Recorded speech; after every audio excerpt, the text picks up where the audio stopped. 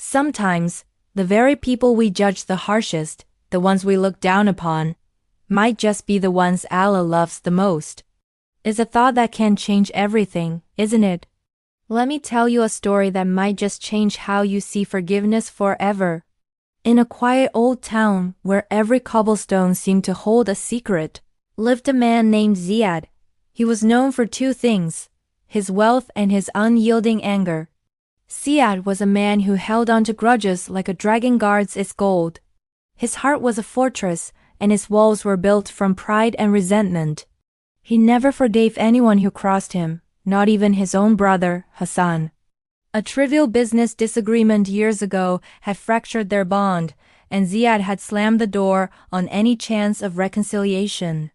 He lived in his grand house, surrounded by luxury, but his soul was barren and cold. He would often see people smiling, families laughing, and a bitter taste would fill his mouth. He mistook their joy for foolishness, and his solitude for strength. The blessed month of Ramadan arrived, blanketing the town in an aura of peace and reflection. Nights were filled with the soft glow of lanterns and the murmur of prayers. But for Ziyad, it was just another month. He fasted out of habit, not devotion. The spiritual warmth that filled the air couldn't seem to penetrate the stone walls of his heart. He saw the acts of charity and kindness around him not as piety, but as a performance. Hypocrites, he would mutter to himself, watching neighbors share iftar meals. He believed he was better, stronger, because he wasn't swayed by such sentimental displays. His heart was locked, and he had long since thrown away the key. One evening, after a solitary iftar, a strange restlessness took hold of him. He couldn't stand the silence of his own home, a silence that echoed his loneliness. He decided to walk, a rare occurrence for him. He wandered through the winding alleys, his expensive shoes clicking on the ancient stones. He found himself in a part of town he usually avoided, a place where the houses were smaller and the signs of hardship were more visible. Under the flickering pale light of a broken streetlight, he saw a small figure. It was a young boy, no older than 10, with clothes that were thin and worn. The boy was on his knees, his small hands raised in prayer, his face turned towards the heavens. There was an intensity in his posture, a sincerity that Ziyad hadn't seen in a long time. Ziyad, driven by a curiosity he couldn't explain, stopped. He watched the boy for a moment, his usual cynicism battling with a strange new feeling. He saw the boy's shoulders tremble, heard the faint sound of a whispered plea. Finally, Ziyad's curiosity won. He walked closer, his shadow falling over the child. The boy didn't flinch. Ziyad cleared his throat, his voice harsher than he intended. "Boy," he said, "what are you asking Allah for with such desperation? Are you praying for food? For money?" He expected a typical answer, a request for worldly comfort.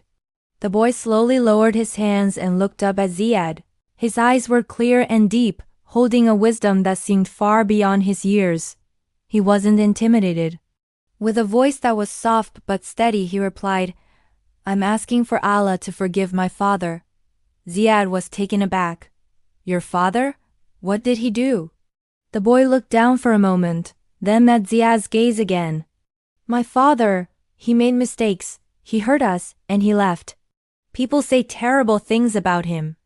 A shadow of pain crossed the boy's face before he continued, "But he is still my father. So, I pray for Allah's mercy to reach him wherever he is." The boy then added something that struck Ziyad like a thunderbolt. "And, I'm asking Allah to forgive the people who hurt us, the ones who were cruel to my mother and me after he left. Because holding on to anger feels like carrying heavy rocks in your heart." Boy's words echoed in the sudden silence of the alley. "Heavy rocks in your heart." The phrase pierced through Ziyad's armor of pride and arrogance. He felt the immense weight he had been carrying for years, the anger towards his brother, the bitterness towards the world. This small child, who had every reason to be filled with hate, was praying for forgiveness. Forgiveness for his absent father and for those who had wronged him.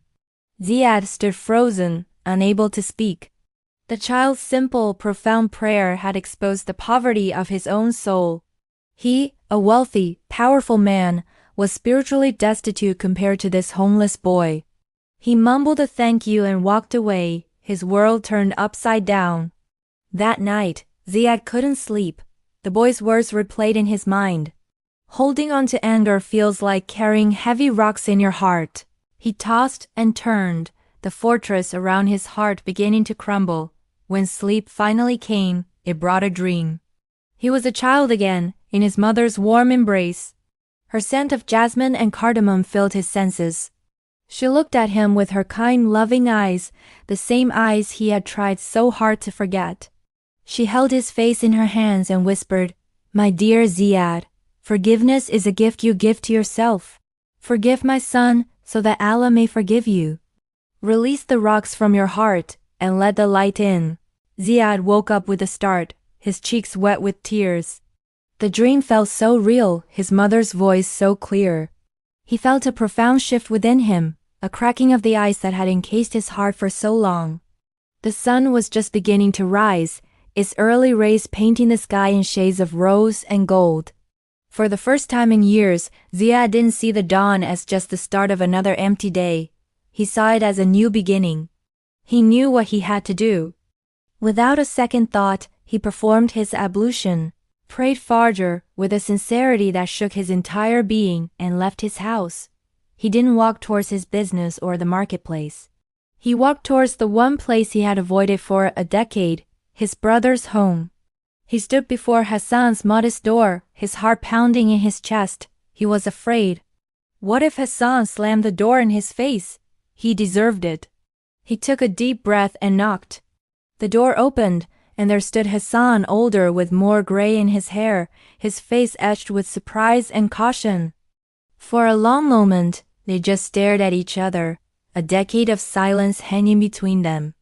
Then, Ziyad did something he hadn't done since they were children. He stepped forward and pulled his brother into a tight hug. He couldn't speak.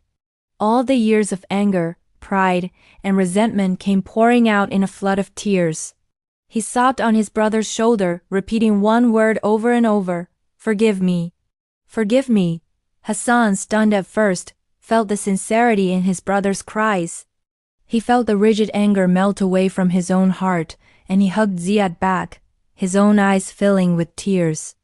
The wall between them, which had seemed so permanent, crumbled into dust in that single embrace. Their reunion wasn't just a reconciliation. It was a rebirth for both of them. It changed everything. Ziyad was no longer the man with a heart of stone. The light he let in that day transformed him completely. From that day forward, Ziyad's life had a new purpose. He sought out the young boy from the alley, providing him and his mother with a home, and ensuring the boy received an education. And every single night for the rest of Ramadan, and for every Ramadan that followed, Ziyad set up a large tent outside his home. He would light a beautiful large lantern, and under its warm, inviting glow, he would serve iftar to the poor, the lonely, and anyone in need. People from all over the town would come, not just for the food, but for the warmth and kindness they found there. Ziyad's lantern became a symbol of hope, a beacon in the night. It became known to everyone as the Lantern of Mercy. The story of his transformation spread, a quiet reminder that even the darkest heart can be illuminated by the light of forgiveness. Forgiveness, he learned, doesn't just change the past. It brightens the entire future. I hope this story touched you. It's a powerful reminder that forgiveness is the key that unlocks the door to peace, both for the one who forgives and the one who is forgiven. If this story resonated with your soul, please comment, "Ya Allah, soften our hearts" below. Don't forget to like this video and subscribe to the channel for more stories that inspire the heart and mind. Thank you for watching. Peace be with you.